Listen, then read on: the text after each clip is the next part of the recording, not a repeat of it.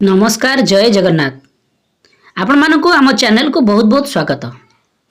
वर्तमान आमे आपण मानक पई नहीं आसीछु जहाँकि आपणकर पाठ टीका वर्तमान नूतन भाव में जो श्रेणीगृहटी खोल जाइए जहाँकि शिशु बाटिका तो आपण माने समस्त शिक्षक माने प्रशिक्षण नहीं सारी जहाँकि से उल्लेख अच्छी जे जो शिक्षक माने आपणकर वर्तमान तो शिक्षक अभाव अच्छा किंतु तथापि जो शिक्षक माने शिशु बाटिका शिक्षादान देवे से प्रथम श्रेणी और द्वितीय श्रेणी को शिक्षादान देवे तो ताहाकू आमे लक्ष्य करी एठारे पाठटिकाटी प्रस्तुत करिछु दैनिक पाठटिका जहाँकि शिशु बाटिका 3 प्रथम और द्वितीय श्रेणी को नहीं। तेणु आमे मुख्यतः बही केउ केउ बही को आमे फॉलो करिछु आपण मानकर शिशु बाटिका शिक्षक सहायता पुस्तिका ता सहित शिशु बाटिका कार्य पुस्तिका ता सहित प्रथम श्रेणी एंटी बुक्स विद्या प्रवेश ता सहित द्वितीय श्रेणी एंटी बुक्स कार्य पुस्तिका एफएलएन को आमे लक्ष्य करी ता सहित जो आमर येलो कोर्स गुड़िक अच्छी ताहाको मध्य आमे आपण मानकर सेही उल्लेखनीय जो बही गुड़िक अच्छी ताहाठारु आमे कलेक्शन करी एठार आमे आपनको पई पाठटिकाटी प्रस्तुत करिछु। निश्चित भाव में आपण पाठटिका देखला पूर्व आपनको विनम्र निवेदन जे आम चैनल को सब्सक्राइब करंतु आमे प्रतिदिन पाठटिका को पूर्व दिन में आमे आपण निकट में प्रोवाइड करिया को प्रचेष्टा करिछु। निश्चित भाव में आपण मानको सहायक हबो दैनिक पाठटिका लिखिबा पई ता सहित पाठ्यदान देबा पई सांगसाथी मानकू बहुमात्रा रे शेयर करंतु आमे आपणकर आशीर्वाद नित्यांत आवश्यक करुछु। देखो आम आज आपण मानक नहीं आसु 19/7/2025 शनिवार जहाँकि शिशु बाटिका 3 प्रथम और द्वितीय श्रेणी निमंते दैनिक पाठटिका।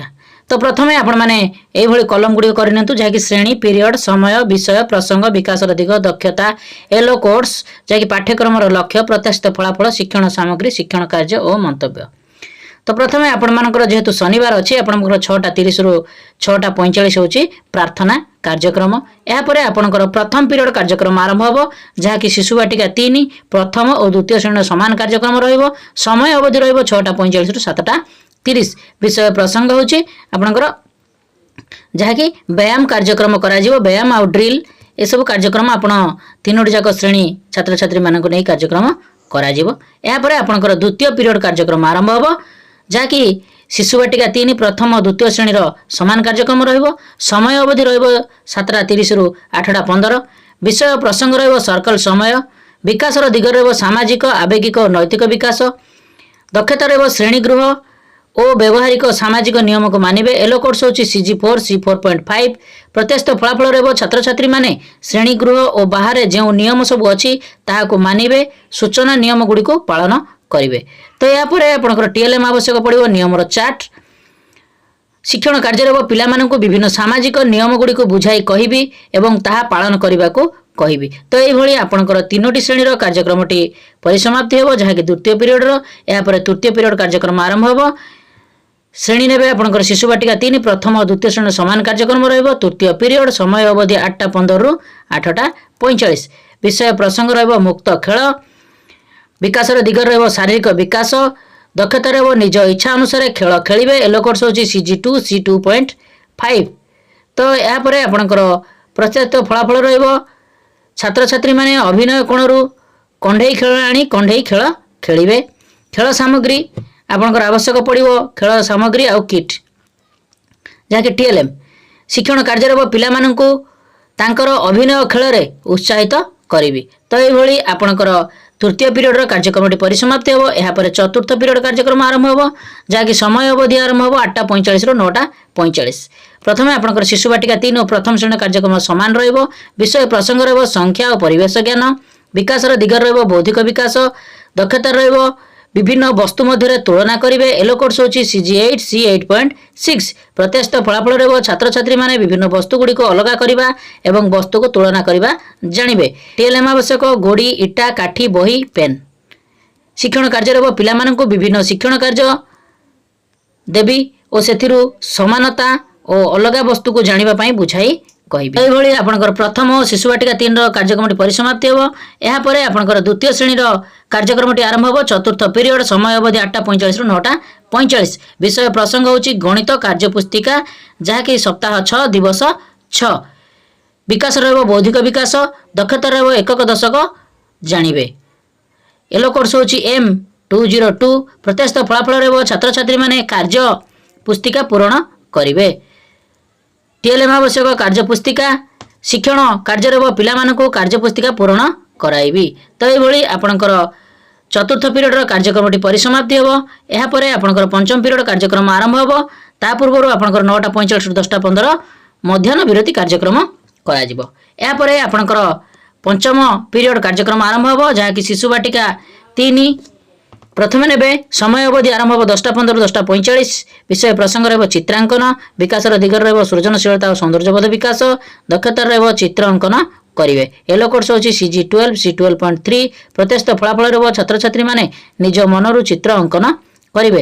ଶିକ୍ଷଣ ସାମଗ୍ରୀ ରହିବ ପେନସିଲ, ରବର, ରଙ୍ଗ ଆଉ ତୁଳି। ଶିକ୍ଷଣ କାର୍ଯ୍ୟ ରହିବ ପିଲାମାନଙ୍କୁ ନିଜ ମନରୁ ଚିତ୍ର ଅଙ୍କନ କରିବେ ଓ ସେଥିରେ ରଙ୍ଗ ଦେବା ପାଇଁ କହିବି।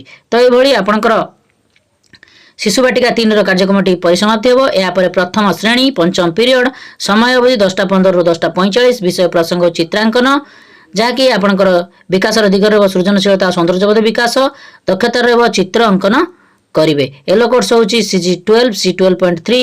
ପ୍ରତ୍ୟାଶିତ ଫଳାଫଳ ରହିବ ଶିକ୍ଷାର୍ଥୀମାନେ ଚାମଚର ଚିତ୍ର ଅଙ୍କନ କରିବେ। TLM ଆବଶ୍ୟକ ପେନସିଲ, ରବର। ଶିକ୍ଷଣ କାର୍ଯ୍ୟ ରହିବ ପିଲାମାନଙ୍କୁ ଚାମଚର ଚିତ୍ର ଅଙ୍କନ ଶିଖାଇବି। ତ ଏଇଭଳି ଆପଣଙ୍କର ପ୍ରଥମ ଶ୍ରେଣୀର କାର୍ଯ୍ୟକ୍ରମଟି ପରିସମାପ୍ତି ହେବ। ଏହାପରେ ଆପଣଙ୍କର ଦ୍ୱିତୀୟ ଶ୍ରେଣୀର କାର୍ଯ୍ୟକ୍ରମ ପଞ୍ଚମ ପିରିୟଡ଼, ସମୟ ଅବଧି 10:15ରୁ 10:45। ବିଷୟ ପ୍ରସଙ୍ଗ ହେଉଛି ଭାଷା କାର୍ଯ୍ୟପୁସ୍ତିକା, ସପ୍ତାହ 6 ଦିବସ 6। ବିକାଶର ଦିଗ ରହିବ ଭାଷାଗତ ବିକାଶ, ଦକ୍ଷତା ରହିବ ପଠନ ଲିଖନ। ୟେଲୋ କୋର୍ସ ହେଉଛି ECL 5.9। ପ୍ରତ୍ୟାଶିତ ଫଳାଫଳ ରହିବ ଛାତ୍ରଛାତ୍ରୀମାନେ ନିର୍ଭୁଲ ଭାବେ କାର୍ଯ୍ୟପୁସ୍ତିକା ପୂରଣ କରିବେ। TLM ଆବଶ୍ୟକ କାର୍ଯ୍ୟପୁସ୍ତିକା, ଶିକ୍ଷଣ କାର୍ଯ୍ୟ ରହିବ ପିଲାମାନଙ୍କୁ କାର୍ଯ୍ୟପୁସ୍ତିକା ପୂରଣ କରାଇବି। ତ ଏଇଭଳି ଆପଣଙ୍କର ପଞ୍ଚମ ପିରିୟଡ଼ର କାର୍ଯ୍ୟକ୍ରମଟି ପରିସମାପ୍ତି ହେବ। ଏହାପରେ ଆପଣଙ୍କର ଷଷ୍ଠ ପିରିୟଡ଼ କାର୍ଯ୍ୟକ୍ରମ ଆରମ୍ଭ ହେବ, ଯାହାକି ଶିଶୁ ବାଟିକା 3 ପ୍ରଥମ ଓ ଦ୍ୱିତୀୟ ଶ୍ରେଣୀ କାର୍ଯ୍ୟକ୍ରମ ସମାନ ରହିବ। ଷଷ୍ଠ ପିରିୟଡ଼, ସମୟ ଅବଧି ହେଉଛି 10:45ରୁ 11:30। ଯାହାକି ବିଷୟ ଆଉ ପ୍ରସଙ୍ଗ ରହିବ ବିଦାୟ, ସମସ୍ତ ପାଠର ସାରାଂଶ। ବିକାଶର ଦିଗରେ ରହିବ ସମସ୍ତ ବିକାଶର ସାରାଂଶ ଆଲୋଚନା ହେବ। ଦକ୍ଷତା ରହିବ ସବୁ ଦକ୍ଷତାର ସାରାଂଶକୁ ବୁଝିବେ। ୟେଲୋ କୋର୍ସ ମଧ୍ୟ ସମସ୍ତ ୟେଲୋ କୋର୍ସକୁ ଫୁଲଫିଲ୍ ହେଉଥିବ। ପ୍ରତ୍ୟାଶିତ ଫଳାଫଳ ରହିବ ଛାତ୍ରଛାତ୍ରୀମାନେ ଆଜି ଦିନର ପାଠ୍ୟକ୍ରମର ସାରାଂଶକୁ ବୁଝିବେ ଓ ଲେଖିବେ। ଶିକ୍ଷଣ ସାମଗ୍ରୀ ଆବଶ୍ୟକ ପଡ଼ିବ ଆପଣଙ୍କର ସମସ୍ତ ଶିକ୍ଷଣ ସାମଗ୍ରୀ। ଶିକ୍ଷଣ କାର୍ଯ୍ୟ ରହିବ ଶିକ୍ଷକ ଓ ଛାତ୍ରଛାତ୍ରୀମାନେ ଆଜି ଦିନର ପାଠ୍ୟକ୍ରମର ସାରାଂଶକୁ ଆଲୋଚନା କରିବେ। ଆସନ୍ତା ଦିନର ଶିକ୍ଷଣ କାର୍ଯ୍ୟ ବିଷୟରେ କହିବି। ଶିକ୍ଷଣ ସାମଗ୍ରୀକୁ ନିର୍ଦ୍ଦିଷ୍ଟ ସ୍ଥାନରେ ରଖିବି। ଶେଷରେ କୃତଜ୍ଞତା ଜ୍ଞାପନ କରିବି। ଏଇଭଳି ଆପଣଙ୍କର ଶନିବାର, ଯାହାକି ଶିଶୁ ବାଟିକା 3 ପ୍ରଥମ ଓ ଦ୍ୱିତୀୟ ଶ୍ରେଣୀର ଦୈନିକ ପାଠ ଟିକାଟି ପରିସମାପ୍ତି ହେବ, ଯାହାକି 19/7/2025 ଶନିବାର। ଏଥିଲା ଆପଣମାନଙ୍କ ପାଇଁ ଦୈନିକ ପାଠ ଟିକାଟି। ତେଣୁ ନିଶ୍ଚିତ ଭାବରେ ଏହି ପାଠ ଟିକାଟି ଆପଣମାନଙ୍କୁ ବହୁତ ହେଲ୍ପଫୁଲ୍ କରିଥିବ। ଆପଣମାନଙ୍କୁ ରିକ୍ୱେଷ୍ଟ, ଆପଣ ଆମ ଚ୍ୟାନେଲଟିକୁ ସବସ୍କ୍ରାଇବ୍ କରନ୍ତୁ। ଏହି ଦୈନିକ ପାଠ ଟିକାଟିକୁ ଆପଣମାନେ ବହୁ ମାତ୍ରାରେ ସେୟାର କରନ୍ତୁ। ସମସ୍ତ ଶିକ୍ଷକ ଶିକ୍ଷୟିତ୍ରୀମାନଙ୍କ ପାଇଁ ନିତ୍ୟାନ୍ତ ଆବଶ୍ୟକ। ଚ୍ୟାନେଲକୁ ସବସ୍କ୍ରାଇବ୍ କରନ୍ତୁ। ଆମେ ଏଭଳି ଦୈନିକ ପାଠ ଟିକା ଆମ ଚ୍ୟାନେଲ ମାଧ୍ୟମରେ ଉପଲବ୍ଧ କରିବୁ, ଯାହାକି ଆପଣମାନେ ପାଇବାର ସୁଯୋଗ ପାଇବେ। ନମସ୍କାର, ସର୍ବେ ଭବନ୍ତୁ ସୁଖିନଃ।